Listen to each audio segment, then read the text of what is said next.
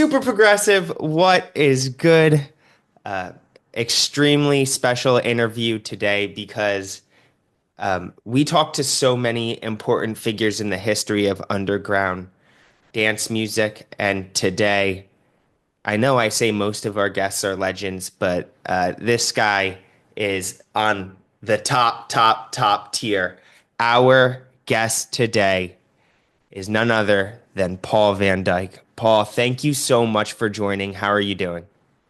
I'm very good. Thanks for having me. I was explaining to you earlier, this is a very intimidating interview for me, not because of you, but because the followers and listeners of my podcast are extremely passionate about your music. And I put out a little poll yesterday. I'm like, oh my gosh, I have this surprise interview with Paul van Dyk. What should I ask? Hundreds and hundreds of questions came in of things I've never even heard of before. So I was like, oh my gosh. But what I would like to speak with you about today is for the past 4 years, I've been investigating the history of underground progressive music. And I want to present this history to the newest generation of clubbers. But one thing I immediately noticed, especially as I investigated the history of progressive house in the 90s, is how much overlap there was between progressive house and progressive trance, kind of the house scene, the trance scene, and how much overlap there was in the 90s. You look at track lists from Sasha and John Digweed, who today feel miles away from trance music. They were playing out your music routinely and some of the biggest supporters of your music. Can you kind of speak to me and teach me about how the walls between genres of underground music in the 90s, it wasn't as divided as it feels like it is today? Can you explain a little bit of that to me?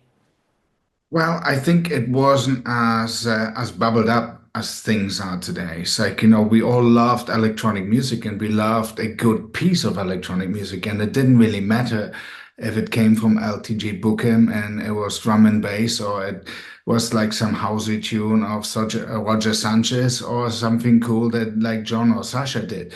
So we all kind of like mixed it up and created therefore our own unique sound and our sets. And you can hear that. I believe it kind of started a little bit when, especially in the UK, when a lot of, let's say, pop influences entered the clubby world.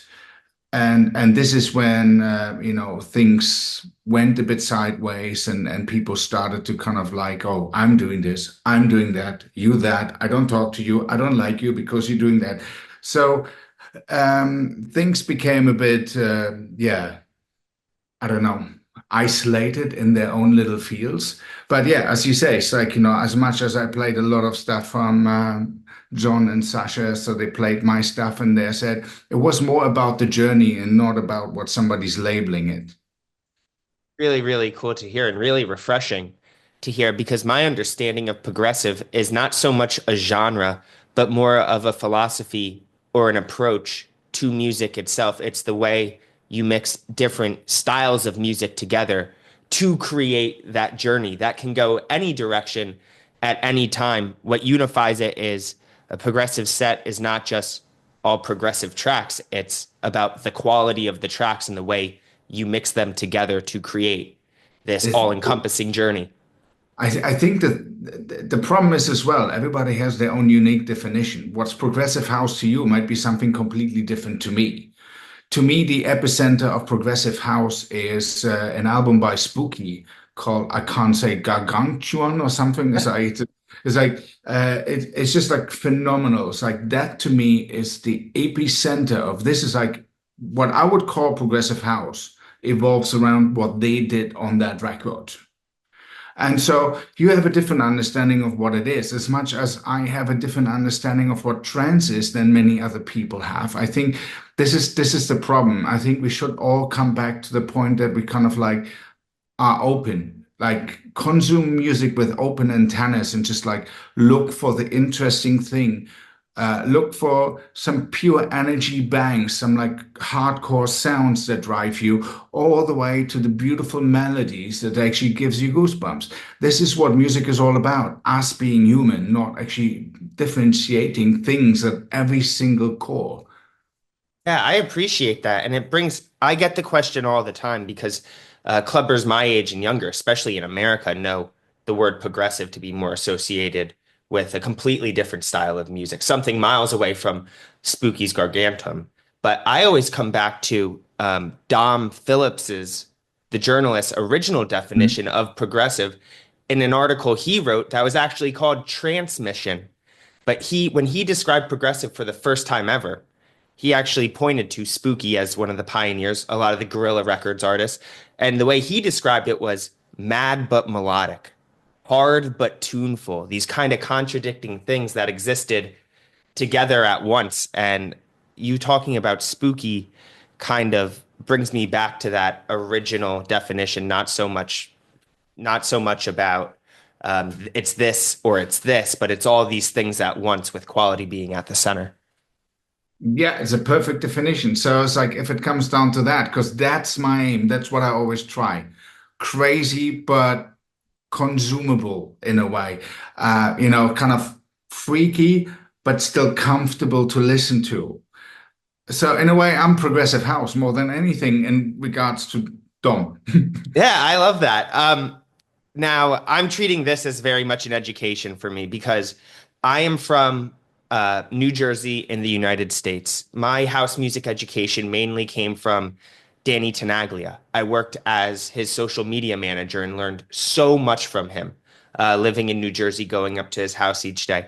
A year ago, I moved to the UK, where for the past year and a half, I live in Manchester now, been learning all about the history of the UK scene from Heaven in London to the Hacienda here, going all the way through Cream and Renaissance and all of those clubs.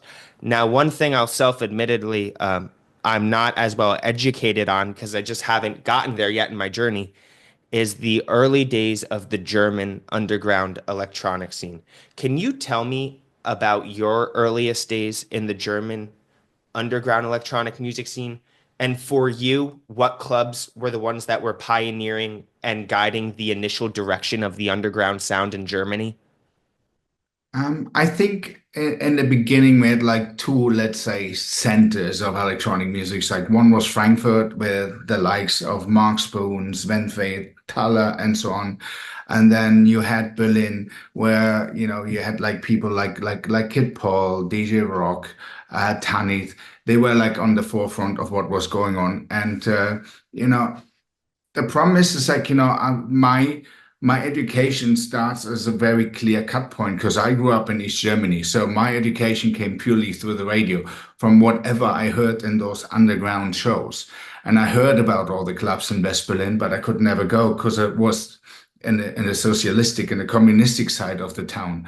So therefore, for me, it started when the wall went down. I went to all the clubs. I kind of like I soaked it in. It's like every moment of electronic music that was in Berlin, I was there to suck it in basically and kind of be inspired by it. And I think some of the clubs that need to be kind of highlighted in Berlin was one called Turbine in Berlin. Obviously, the UFO club, which was like probably the first club in Berlin dedicated purely to electronic music. Then you had the Tresor, which in its different forms still exist.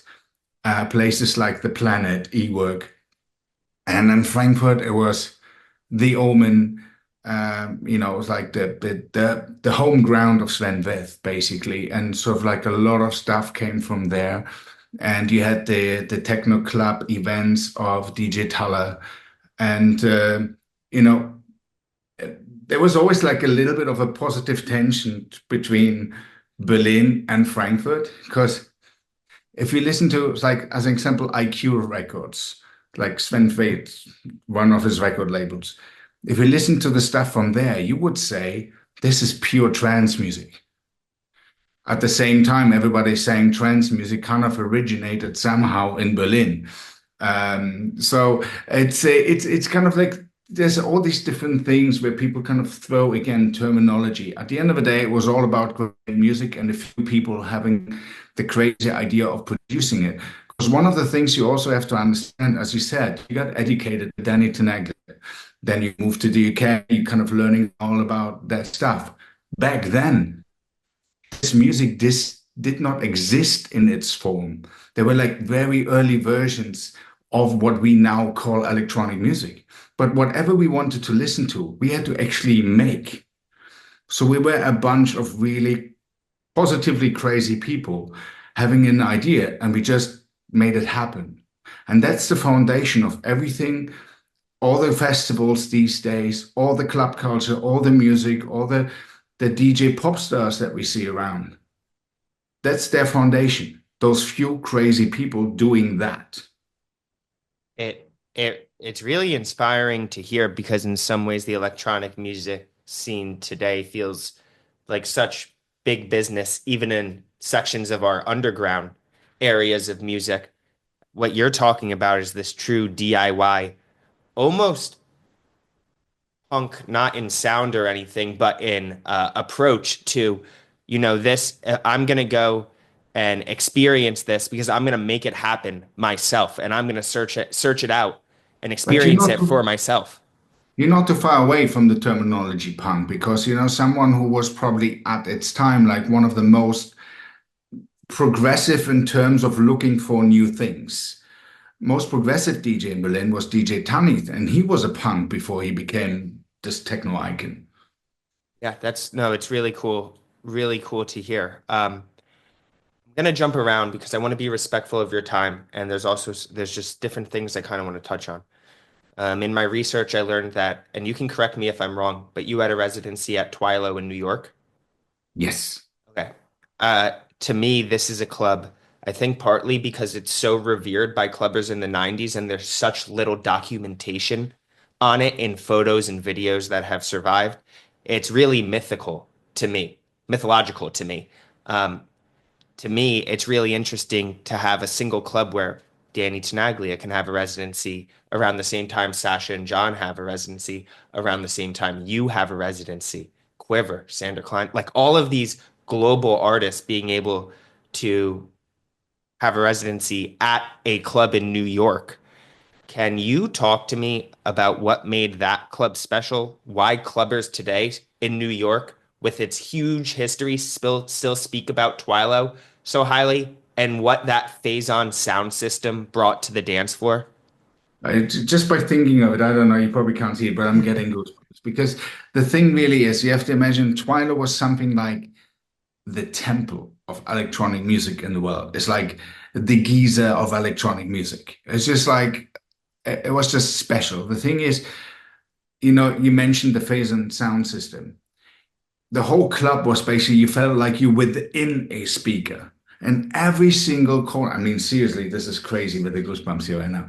In every single corner, the sound was crisp to the point. It was just like banging. And the thing is, because people knew whatever you do there at Twilo, stays in Twilo in terms of you can get crazy, you can let it go, you can just like fall for the music. And because from the DJ point of view, you knew you have an audience in front of you that goes with you all the way. You could do those things that take things all the way. I played there for 6, 7, 8 hours. And sometimes my intro was like 13, 14, 15 minutes long before the first bass drum even kicked in. And then obviously the whole place erupted. There was like so many special moments. And I think, yeah, one of the reasons probably there's not that much pictures or documentations of the venue itself and from events itself is because people were actually there to experience it, not to document it. That's amazing. And that's what when you say they're there to experience and not document it, I think that's part of the reason why people 30 years later today can remember those nights potentially more clearly than you can remember a club night from a year ago or 2 years ago because you're so wholly in the moment and you're taking it all in, where almost every experience today feels distracted or partitioned off in some way. But to hear the recollections of clubbers around the world about Twilo, something they experienced 30 years ago, and the clarity in which they can remember not only the night, but how they got there, what they were doing just before walking into the club, it's always very inspiring. Another thing I wanted to ask you about, because I don't necessarily understand, but I know it had a huge influence on underground electronic music culture, is Love Parade. Because to me, Love Parade kind of straddles this. Um, to me, looking at old footage, it felt like a festival that brought a clubbing ethos into a festival setting.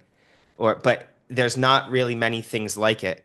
But I don't know. I was only a kid when it was really going on. Can you explain to me um, how that event, what looks to me, brought the entire global uh, clubbing or electronic music community together? Because there was you, right, right next to where you're performing. There's probably like a global underground float going by, DJs of all different genres.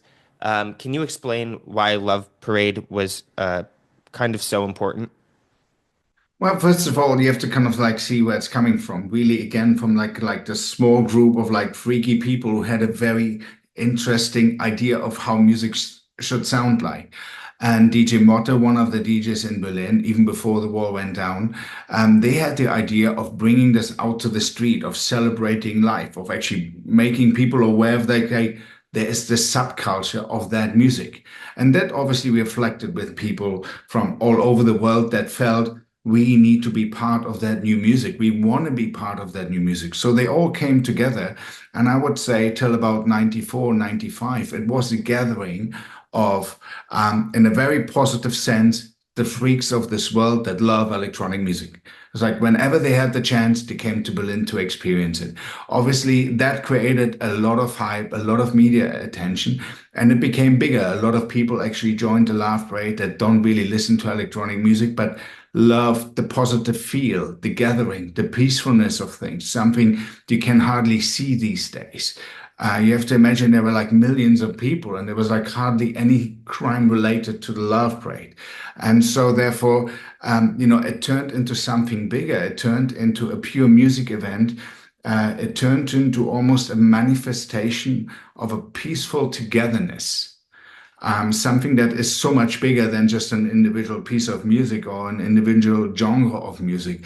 And this is to me like the core and the most important thing of the Love Parade in Berlin. It was a celebration of that. We are all together on this planet. It doesn't matter if we green, blue, black, white, yellow, whatever it is. All that matters is you're a respectful, tolerant person. And that to me still, to the core, is one of the most important bits. I'm sorry, maybe you hear my dog Yeah, barking. yeah, he's getting stoked on the history of Love Parade too. Um, my final question, I want to be respectful of your time, and I'm really grateful for this education. If you were to look back at the 90s, no matter how big, how small, how commercially successful, or how underground the club was, what clubs come to mind that encapsulated the spirit of what clubbing was really about in the 90s for you when you would go and DJ there? Um, well, in Berlin, I would definitely say places like the E-Work. It was a huge former industrial, well, electric station, I guess, somehow, and it was just like turned into a club. Places like Cream in Liverpool, as an example. They were just like really special because you had these three different rooms, three different styles of electronic music, but it all merged into one insane event. And same goes. You mentioned Twilo. You also actually, it's like, in this listing, since you're originally from the US, you have to definitely include places like in Gainesville, Florida, there was a place called Simon's. Um, I don't think there would be any electronic music scene without that one dude who had the crazy idea to bring into that small student town the biggest DJs that Europe had to offer at the time. And it was crazy. And there was Firestone in Orlando, there was Groove Jet in Miami. And now when you switch over to the West Coast, as an example, you had places like that still exist, like 1015, as an example, in San Francisco. You had like all these amazing places in Los Angeles. And there's one thing. Yes, it is really good in a way that people back then didn't have their iPhone to record everything, but you have to understand there were already big raves of 20 to 25,000 people in the Los Angeles area in the late 90s, long before it was all about kind of, whatever sort of big LED walls. People gathered together. I myself played in front of 50,000 people in downtown LA long before anyone could have documented it. We did shows at New York and at Central Park long before people could really document it. It was just purely that moment that we gathered that we loved so much. And there's a long history, as you discovering it yourself, of electronic music, where it came from and what's the foundation of what we see today. Yeah, definitely, Paul. I can't thank you enough. Like, I feel so inspired and motivated to continue learning about these regional clubbing histories around the world that have made up, this scene that we have today. So I really can't thank you enough for joining me today. This was really a treat. I know my listeners are going to be over the moon to hear from you. And thank you very much. Thank you. Thanks for having me.